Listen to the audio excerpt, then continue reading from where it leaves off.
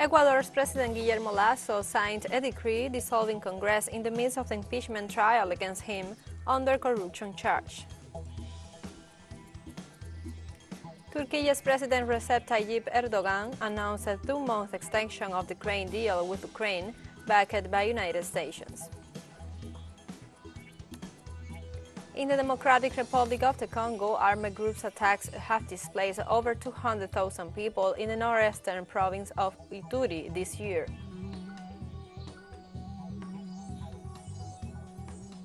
Hello, welcome to From the South. I am your new anchor, Heidy Maurell from the teleSUR studios in Havana, Cuba.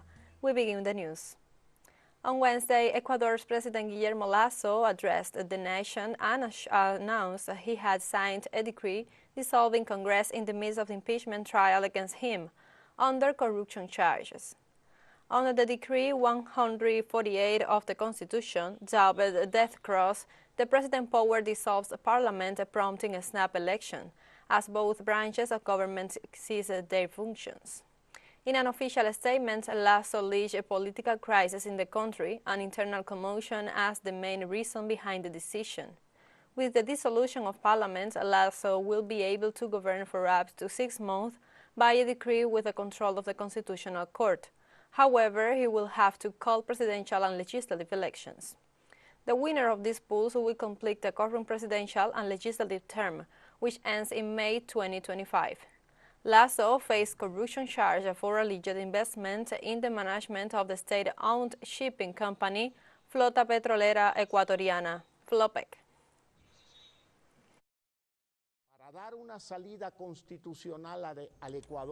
In order to give Ecuador a constitutional solution, I have decided to apply Article 148 of the Constitution of the Republic, which grants me the power to dissolve the National Assembly due to a serious political crisis and internal commotion, for which I have signed Executive Decree number 741. In addition, I have requested the National Electoral Council to immediately call for legislative and presidential elections for the rest of the respective terms. After the head of state's announcement, Ecuador's military and police chiefs pledged to support the decision of the President Guillermo Lasso.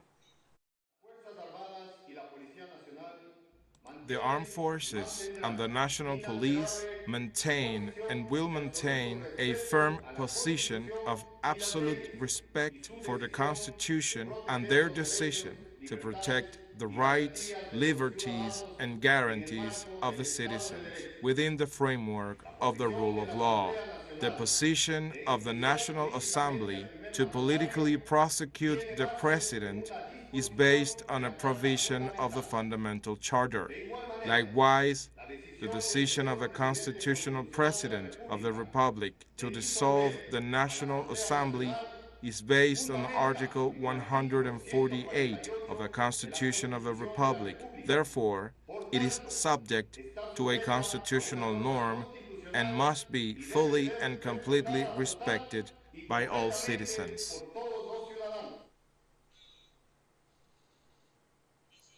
After President Lasso's announcement of Parliament's dissolution, state security forces began to run the National Assembly premise to prevent people from entering or leaving. All this after President Lasso pledged the military would act normally, and the top commander of armed forces said in a public statement they support the head of the state. The staff working in the National Assembly of Ecuador could not enter this Wednesday after President Guillermo Lasso decreed the so-called cross death and dissolved the parliament. The National Assembly is militarized and several legislators and workers are outside the Legislative Palace, while members of the armed forces and the national police prevent the entrance. The deployment comes also facing possible protests as there is popular discontent with the decision as it impedes the impeachment trial against the head of the state, who faced corruption charges. Interior Minister Juan Zapata said there are 200 troops surrounding the National Assembly to keep the situation under control. Ronnie Aleaga, Congressperson for the Revolution Ciudadana coalition, announced that they recognize the decree of the cross death. They allege that this is a constitutional solution to solve the conflicting political scenario in Ecuador. That cross death is the best thing for the country to anticipate the elections. We cannot live with the kind of regression we are facing at this moment. We don't want more deaths, we don't want regressions in terms of race or of any kind. I believe that the government of President Guillermo Lasso is a failed government that has not been able to give clear answers to the Ecuadorian people. And an example of that is the announcement of the cross death, because they have not been able to sustain themselves politically and socially. And the former lawmaker Marcela Holguín affirmed President Lasso signed a death cross to prevent a vote on the impeachment trial. What Lasso did this morning is only one thing: to prevent the vote on the impeachment trial, which was in the end the trial of history. It was a last-minute strategy of a despised president who once again clings to power instead of resigning, going home and allowing Ecuador to rise again. But evidently, we could not be sure of that from a despised president, and a president who cares least about the people but only about his vanity, whims, and ambitions.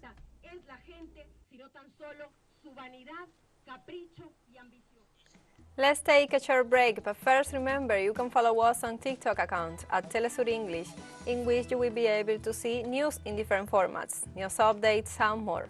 Other stories coming up, stay with us.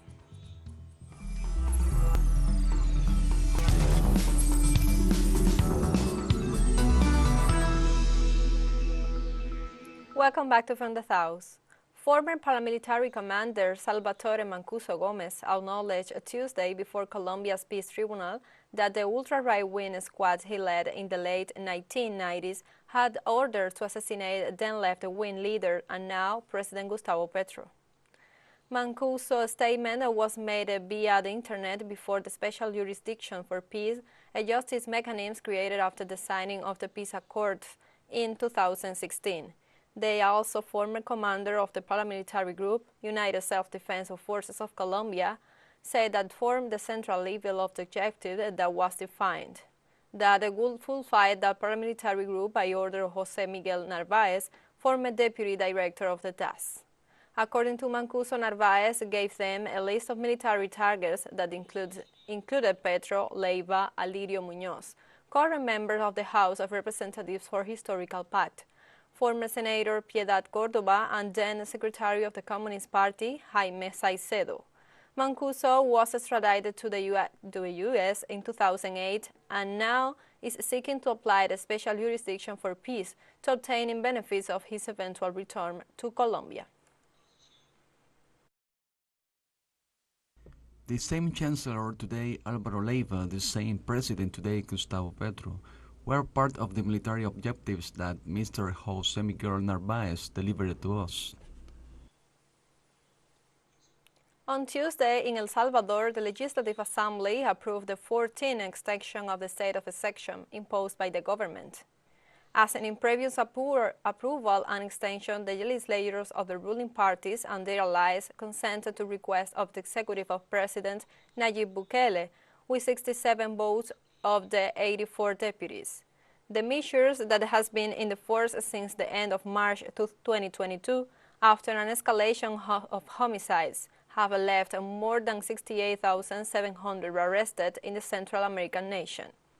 Humanitarian organizations have denounced Bukele's administration for suspending constitutional guarantees and have registered at least 5,082 direct victims of human rights violations, mainly due to arbitrary detention as of mid-March.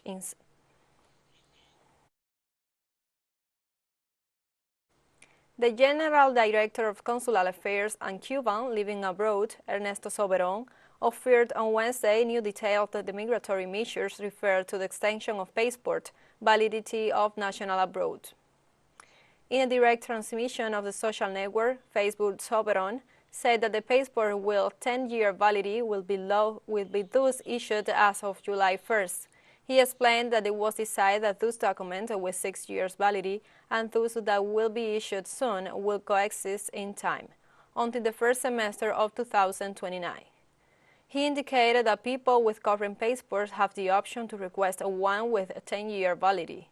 He reiterated that as of July 1st, there is no need to extend any passport and it will maintain its current cost.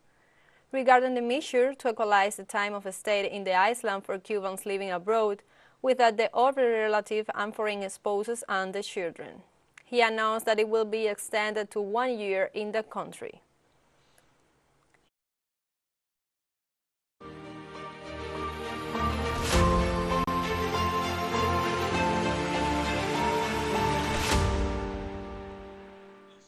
On Wednesday, the president of Türkiye, Recep Tayyip Erdogan, announced a 2-month extension of the United Nations-backed deal, under which Ukraine ships grain across the Black Sea to global markets. Erdogan expressed his hope that the agreement will be beneficial for all parties and thanked the Russian president, his Ukrainian counterpart, and the UN Secretary-General for their role in extending the agreement.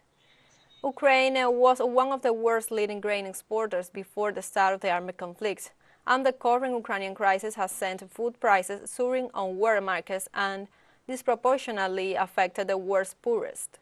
Türkiye and the United Nations first negotiated an agreement between the warring sides in July 2022, creating safe corridors for the export of Ukrainian products.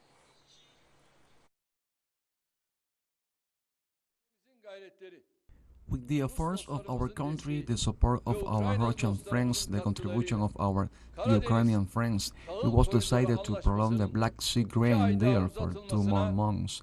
I wish that this decision, which is of vital importance for the uninterrupted operation of global food supply chains and facilitating access to grain, especially for countries in need, will be beneficial for all parties. On Wednesday, the governments of Iran and Russia signed an agreement to build the final part of the International North-South Transport Corridor, a commercial transport network that will connect Russia and the Gulf and India, while avoiding Western sea routes. The agreement signed by the transport minister of the two countries in Tehran was highlighted by Russian President Vladimir Putin in a video call he held with Iranian President Ebrahim Raisi. Putin added it will improve the volumes of goods flows to significantly increase their transit potential between both nations.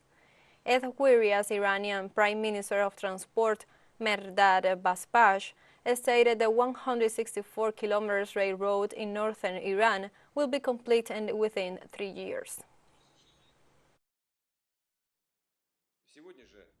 Today we are witnessing the beginning of the implementation of the idea, which was probably formulated for the first time 20 years ago. The unique north-south transport artery, of which the Resh-Astara Railway will be part of, will help to diversify global transport flows. Transportation along the new corridor will have significant competitive advantage. In particular, it would take about 10 days to deliver cargo from St. Petersburg to Mumbai.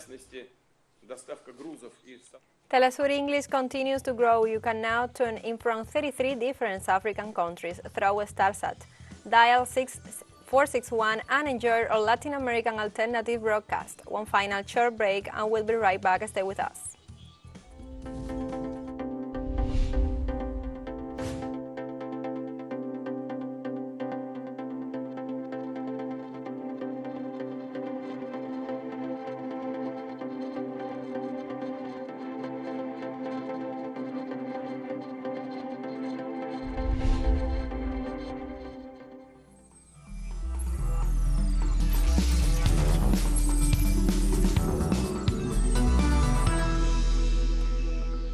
Welcome back to From the South. On Tuesday in Australia, 18 children were injured, 7 of them seriously, in a school bus accident involving students between the age of 5 and 11 in the city of Melbourne.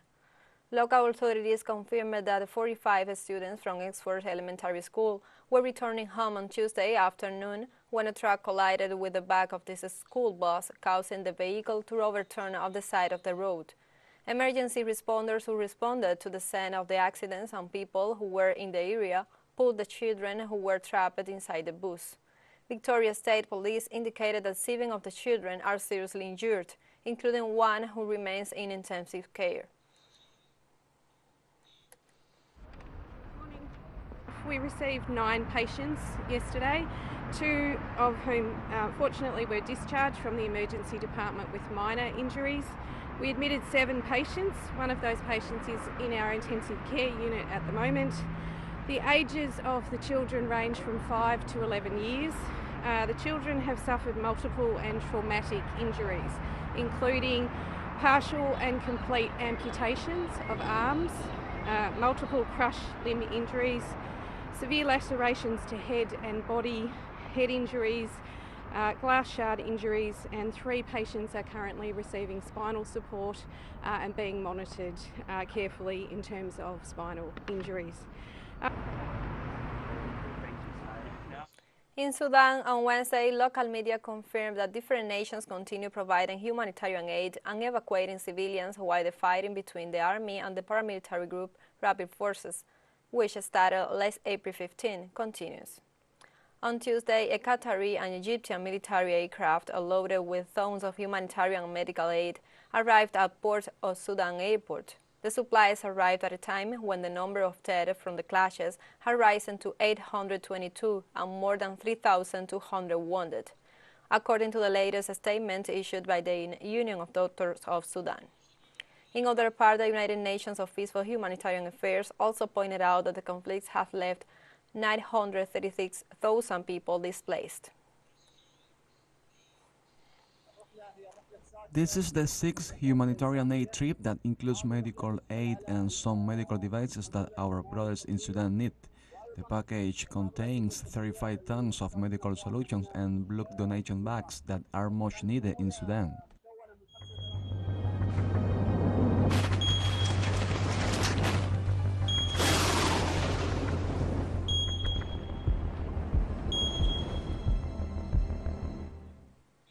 In the Democratic Republic of the Congo, armed groups' attacks have displaced around 202,000 people in the northeastern province of Ituri this year. On Wednesday, the UN Office for the Coordination of Humanitarian Affairs reported the number of displaced people in that region has risen to 1.6 million. They also noted that access to affected communities is limited due to violence and the state of roads. Some areas of the Ituri province have been the scene of serious escalation of the armed groups' attacks over the past few months, mainly the rebel group Cooperative for the Development of the Congo of the Lendu community, constituted in 2018 to fight against abuses by the Congolese army. On Wednesday, in northern Italy, authorities reported 8 dead, several missing, and about 5,000 people were evacuated due to the floods that severely affected several localities in the region of Emilia-Romagna. The torrential rains caused up to 14 rivers and torrents to burst their banks as they passed through the cities of Cesena, Faenza, and Riccione, which were completely flooded. The Minister for Civil Protection, Nello Musumeci, explained on Wednesday that for the moment about 5,000 people have had to be evacuated. Musumeci added that several sports centers have been prepared as the number of evacuees is expected to increase. A total of 600 firefighters has been deployed from across Italy to assist the affected areas, the Italian Department of Civil Protection said in a tweet. And we have come to the end of this news brief. You can find this and many other stories on our website at telesurenglish.net. And join us on social media, Facebook, Twitter, Instagram, Telegram, and TikTok as well. For TeleSUR English, I am Heidy Maurell. Thank you for watching.